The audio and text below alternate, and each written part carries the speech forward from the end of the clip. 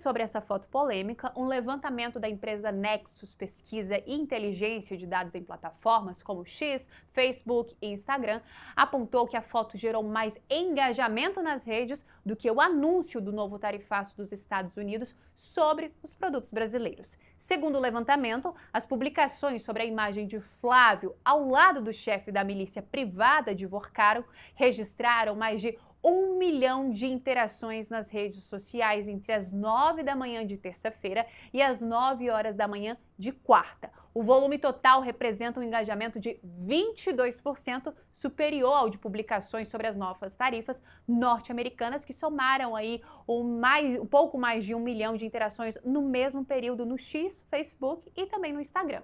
Segundo a Nexus, a maior parte do engajamento sobre a imagem de Flávio com Sicário veio do Instagram, rede que tem um público aí muito maior. Na sequência, aparecem Facebook e X. A foto entre Flávio e Luiz Felipe Machado de Moraes Mourão, Sicário, foi divulgada pelo ICL Notícias no início da tarde de terça-feira. Já o tarifaço foi oficializado pelo governo americano no fim da noite do mesmo dia. Como noticiou a coluna, caciques do PL dizem nos bastidores que tomaram conhecimento da imagem há mais de um mês. Alguns deles, inclusive, dizem que confrontaram Flávio antes da divulgação feita por ICL. O presidente nacional do Partido Liberal, Valdemar Costa Neto, admitiu publicamente à coluna de Igor Gadelha, aqui do Metrópolis, que teve acesso à imagem há algum tempo. Mano, essa não é a primeira vez que o entorno de Flávio Bolsonaro é pego de surpresa com essas interações entre ele e o banqueiro Daniel Vorcaro, né? Daquela vez em que nós tivemos a divulgação feita por outros colegas do áudio. A maioria ali, nem o próprio coordenador da campanha estava sabendo que ele tinha qualquer tipo de relação. A gente conversava ali dentro do Congresso Nacional, se alguém sabia, para todo mundo, Flávio Bolsonaro não tinha nenhum tipo de envolvimento, porque ele cantava isso aos quatro ventos. Ele falava, ele chegou até a usar uma blusa, não sei se você lembra, mano, que o Pix é do Bolsonaro e o Master é do Lula.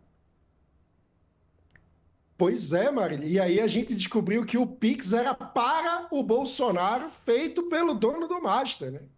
É uma situação assim absolutamente inacreditável do ponto de vista político, justamente porque é engraçado. O Flávio no vídeo falou que ele sabia que a campanha estava incomodando. Bom, está incomodando inclusive os aliados dele, né? Que são pegos de surpresa e ficam com as calças na mão, porque é uma situação que dificulta o planejamento, inclusive, das campanhas dos diversos palanques estaduais, porque as pessoas que vão ser candidatas, elas precisam construir uma estratégia de campanha, elas precisam construir um discurso, elas precisam construir um conjunto de propostas, e isso precisa ter o um mínimo de coerência e consistência para que as campanhas possam ser feitas sem maiores sobressaltos. O que Flávio Bolsonaro acaba produzindo para os seus aliados é uma montanha-russa de descobertas que modificam o planejamento. Veja só, todo o discurso bolsonarista e da direita de forma ampla vinha se dando em torno do caso Master com a solicitação de abertura de uma CPI, que, aliás, ninguém mais fala no Congresso, né? Houve aquele acordo que envolveu o governo e envolveu a oposição para que houvesse a sessão conjunta do Congresso Nacional, que regimentalmente era obrigada a abrir a CPI mista do Banco Master, mas o acordo entre todo mundo permitiu que fosse feita a apreciação dos vetos da presidência e retirado de pauta, contrariando o regimento da casa. Isso aconteceu com acordo geral do Congresso Nacional. E o discurso da direita era de que desejavam o avanço da investigação, desejavam a CPI, que não tinham nada a temer. De repente, Flávio Bolsonaro surpreende todo o seu entorno ao ser pego na mentira flagrante, porque a primeira reação que ele tem ao ser perguntado sobre o financiamento de Daniel Vorcaro para supostamente o filme sobre o pai dele, Jair Bolsonaro, a primeira reação dele é dizer que aquilo era uma mentira. Aí vem o áudio e ele precisa se desmentir em público de forma absolutamente constrangedora. Como ficam os seus aliados nesse contexto? Ficam com cara de tacho. Isso é uma situação que aumenta ainda mais o desconforto com a capacidade de Flávio Bolsonaro liderar uma campanha presidencial que precisa ser capaz de aglutinar todo um campo político que tem diversos outros líderes regionais com os seus próprios interesses e a sua própria vida a ser tocada. Não é à toa que a aliança que era prevista de outros partidos da centro-direita, como União, PP, MDB ou outros possíveis aliados republicanos, na prática, esses partidos estão caminhando para uma postura de neutralidade e não apoio a Flávio Bolsonaro, porque ele, como candidato, não inspira confiança nem mesmo entre os seus aliados. É isso, você que está nos acompanhando pela TV, nós vamos para um intervalo agora, mas a gente continua no nosso canal do YouTube, então você não pode perder.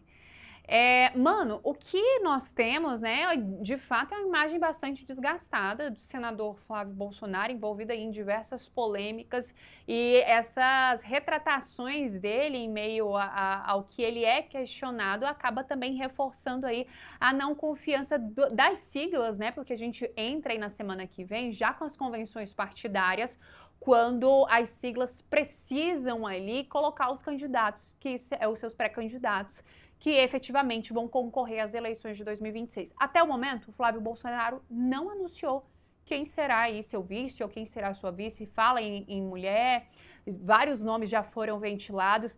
Ele está no meio aí de uma situação, uma briga familiar que deve custar muito para a sua candidatura, que é a relação com a ex-primeira-dama Michele Bolsonaro, que ele já disse que não tem relação com ela.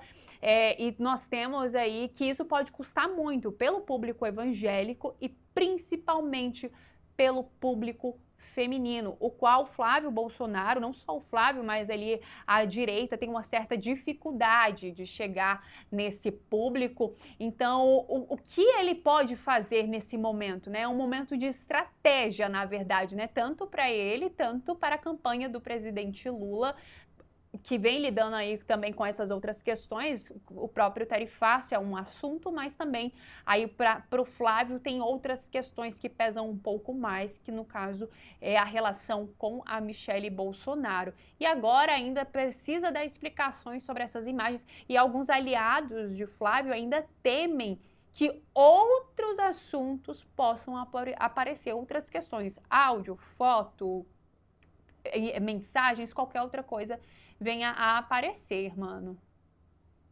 Pois é, Marília, vamos falar o português claro. Os aliados de Flávio temem o surgimento de um vídeo do senador no meio de uma orgia.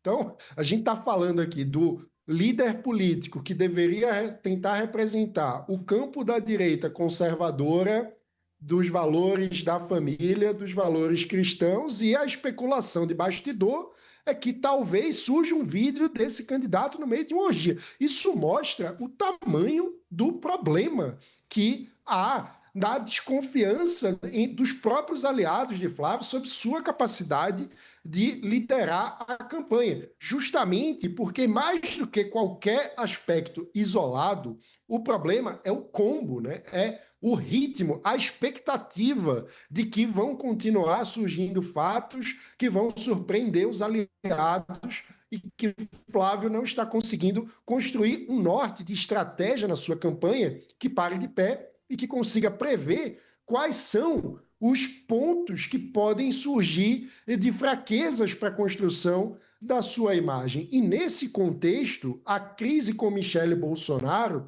chama muito a atenção, justamente porque, como você bem disse, Marília, para além do público evangélico e do público feminino, há a própria situação da capacidade de articulação política. Veja, a gente está falando da insatisfação de um agente político, a Michele Bolsonaro, que em tese é familiar do Flávio, e ele não consegue, como liderança política, pegar o telefone, marcar uma reunião e resolver a situação nem mesmo com a sua madrasta. Como vai ser a capacidade de articulação política de Flávio Bolsonaro Congresso Nacional, se ele fosse eleito presidente. É uma situação que fragiliza demais, que faz com que outras pessoas do próprio PL olhem para a situação e pensem, bom, se ele trata assim a madrasta, que é um agente político muito bem cotada para ser eleita ao Senado pelo Distrito Federal, que vai bem nas pesquisas, que conseguiu construir um capital político por meio da liderança do PL Mulher, aumentando o número de mulheres eleitas pelo PL, justamente um público que a direita como um todo tem muita dificuldade. Se ele trata assim a madrasta, como será o tratamento para outros aliados?